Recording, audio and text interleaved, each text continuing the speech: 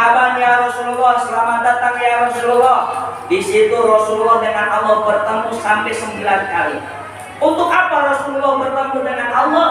Di situ Allah memerintahkan kepada Muhammad untuk mengerjakan sholat 50 waktu. Tadinya sholat itu 50 waktu. Awal diperintahkan oleh Allah kepada Rasulullah. Hei Muhammad, ada apa Allah? Kamu dipanggil oleh saya ke sini, di antaranya untuk membahagiakan kamu, dan kedua mengabulkan itu keinginan langit, dan ketiga saya akan perintahkan kepadamu untuk mengerjakan sholat 50 waktu dan kepada umatmu. Akhirnya Rasulullah turun ke langit ketiga. Di situ bertemu dengan Nabi Musa alaihissalam. Assalamualaikum ya Sayyidi ya Rasulullah. Waalaikumsalam ya Musa alaihissalam. Ada apa ya Musa? Kau habis bertemu dengan Allah? Iya. Wahai Musa, kau diperintahkan apa? Untuk sholat 50 waktu kepada umatku. Wahai Muhammad, pergi lagi kepada Allah. Boro-boro sholat 50 waktu untuk umat kamu yang pada kecil-kecil. Umat saya suruh sholat 1 hari Sabtu doang, pada tidak sholat. Bang, umat Nabi Musa suruh sholat cuma 1 hari doang, hari Sabtu. Gak pada sholat, cuma hari Sabtu doang. Makanya Nabi Muhammad diprotes oleh Nabi Musa. Muhammad, kembali lagi sama Allah. Kembali lagi sama Allah. Ibu Muhammad meminta dikurangi sholat yang 50 waktu. 5 waktu dikurangi jadi 45. Turun lagi bertemu dengan Nabi Musa, diprotes, suruh balik lagi. Sampai 9 kali Rasulullah terus kembali sama Allah. Akhirnya Nabi Muhammad bertemu dengan Nabi Musa. Muhammad, berapa sholat yang diperintahkan oleh Tuhanmu untuk kamu dan umatmu? 5 waktu. Muhammad, kembali lagi sama Allah. Bagaimana kata Muhammad? Ya Musa alaihissalam, saya sudah malu kepada Tuhanku jikalau aku banyak menawar untuk beribadah kepada Allah. Cukup 5 waktu.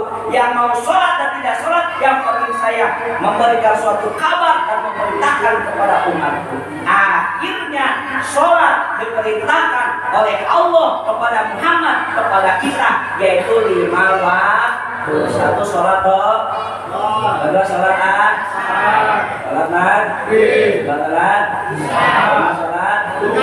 kata orang TK gimana? Sholat wajib ada 5, kita harus melakukannya. Jangan lalai, jangan lupa, kita harus melakukannya. Zuhur, kok pada diam atau?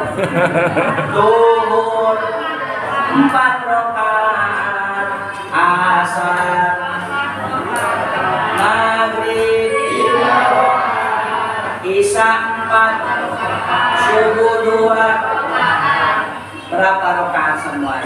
17, 5. Berat apa enggak? Berat apa enggak? Berat bagi orang yang tidak tahu atas kewajiban. Padahal ya Allah tabarakallah Bapak, Allah mah lebih tahu kebutuhan kita. Allah mah minta sehari semalam cuma 5 waktu, betul? 5 waktu pun tidak semuanya waktu dihabiskan. Dohor paling lama 5 menit. Apalagi kalau sholatnya Bang Apoy paling 1 menit. Asar paling 5 menit, betul? Maghrib 5 menit, isya 5 menit, subuh 5 menit. Kalau 5 waktu 5 menit berarti kita sholat berapa menit? Cuma 25 menit. Sisanya dipakai tidur, sisanya dipakai nongkrong, sisanya dipakai kerja, sisanya dipakai ngomongin orang. Betul? Cuma minta 5 menit Bang Apoy. Allah itu cuma minta 25 menit. Enggak banyak Allah minta. Paling sholat Jumat yang lama. Cuma 25 menit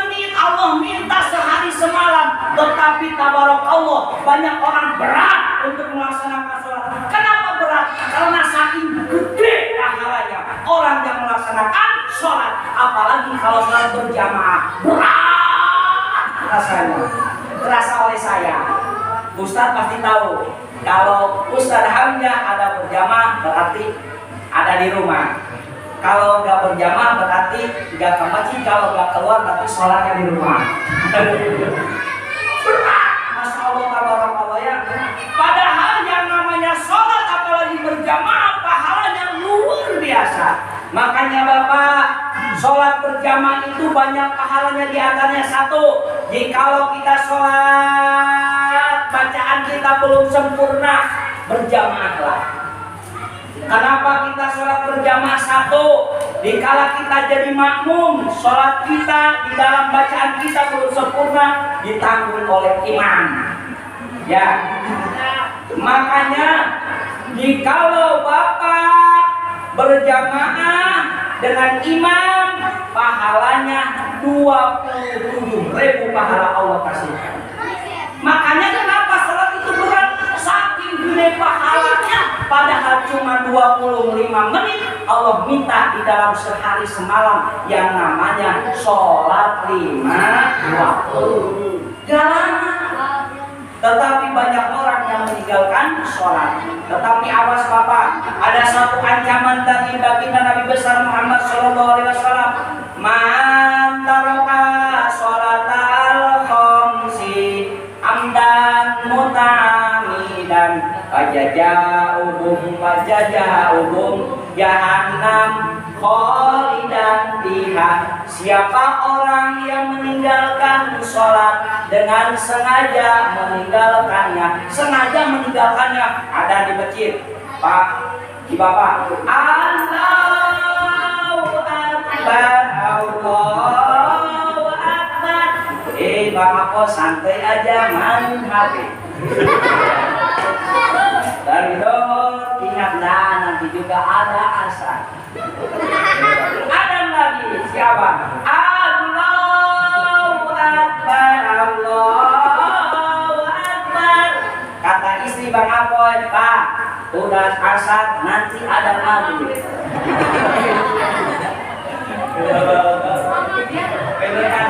Sengaja Bang Apoy meninggalkan, awas, pajajahum jahannam khalidan biha. Jikalau Bang Apoy meninggalkan sholat dengan sengaja, maka Bang Apoy akan masuk ke neraka jahanam. Ayo.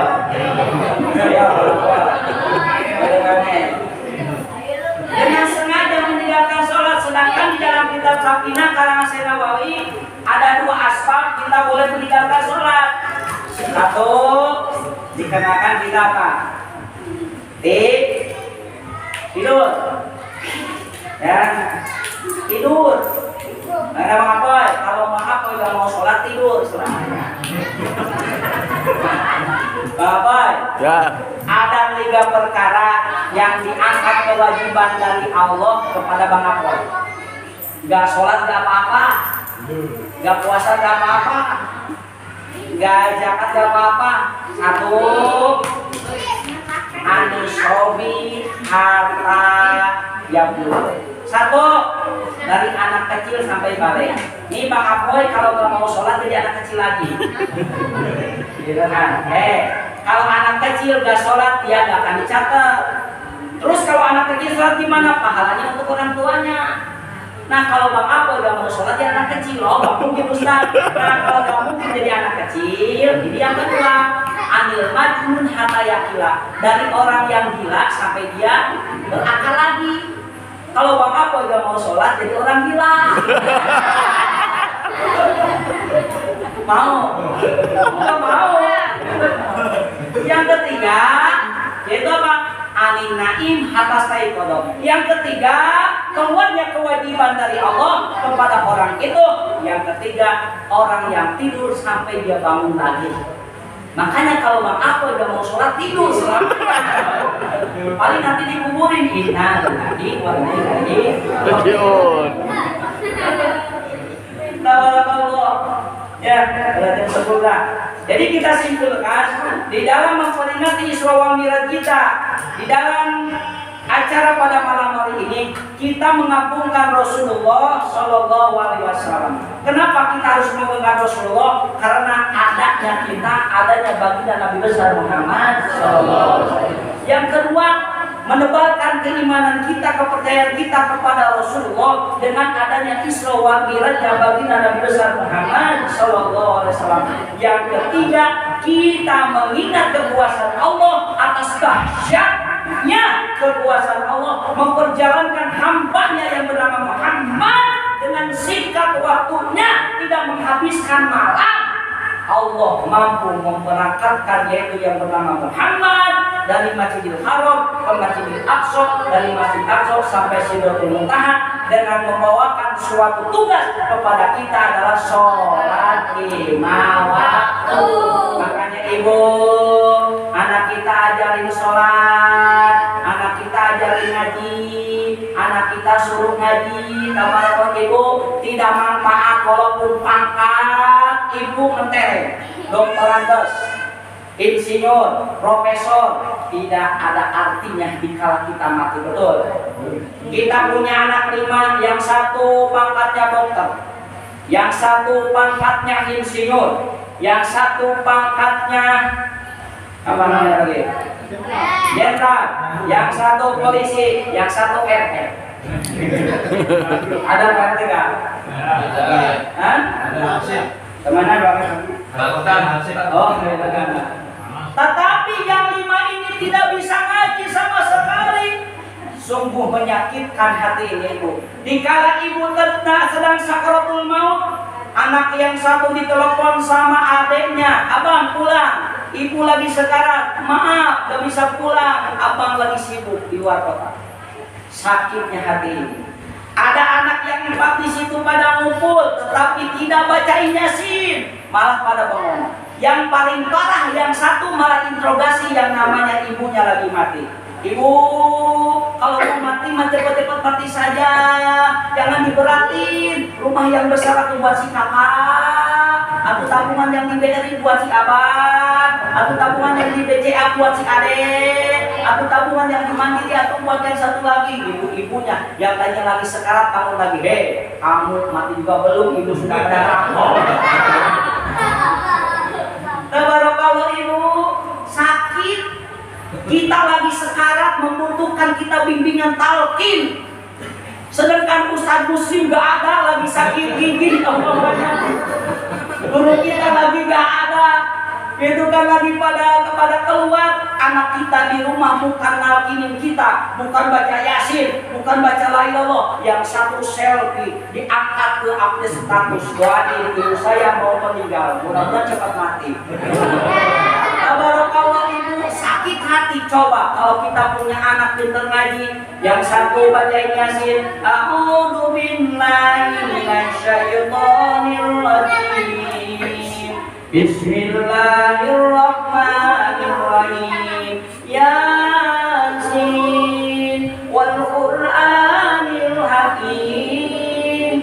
Yang satu bacain Yasin, yang satu bacain Tabarok, yang satu bacain talqin dikala kita mau mengeluarkan napas oleh Allah, dikeluarkan, ditarik dan dampal kaki terus ke sini, terakhir di mulut. Pas di mulut kita mengeluarkan ruh, di situ ada kita yang menampilkan kita.